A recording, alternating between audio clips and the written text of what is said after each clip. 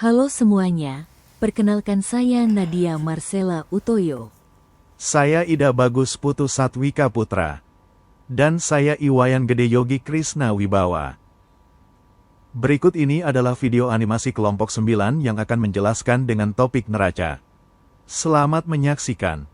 2024 Indonesia kembali mencatatkan kinerja perdagangan yang kuat. Pada November tahun 2024, neraca perdagangan mencatat surplus sebesar 4,42 miliar dolar Amerika.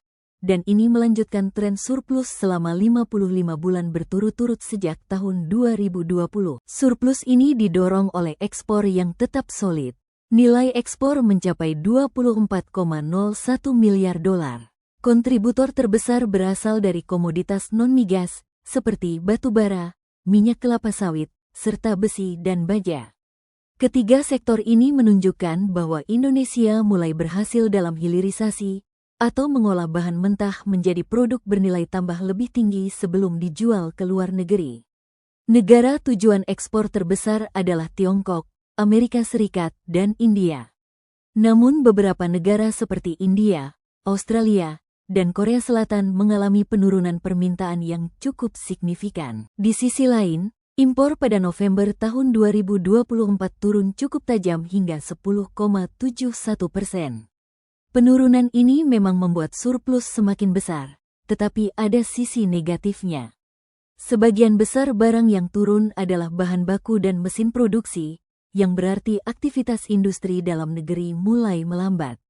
Jika kondisi ini terus terjadi, bisa berdampak pada produksi, lapangan kerja, dan pertumbuhan ekonomi beberapa bulan ke depan. Menariknya, meskipun surplus tinggi, nilai tukar rupiah tetap melemah.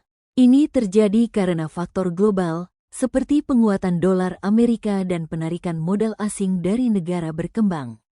Hal ini menunjukkan bahwa surplus perdagangan saja tidak cukup untuk menjaga stabilitas rupiah. Surplus ini membawa dampak positif seperti bertambahnya cadangan devisa dan meningkatnya ketahanan ekonomi Indonesia. Namun, ada risiko perlambatan jika impor bahan baku terus menurun. Karena itu, pemerintah perlu memperluas pasar ekspor, memperkuat industri manufaktur dalam negeri, dan mendorong hilirisasi jangka panjang.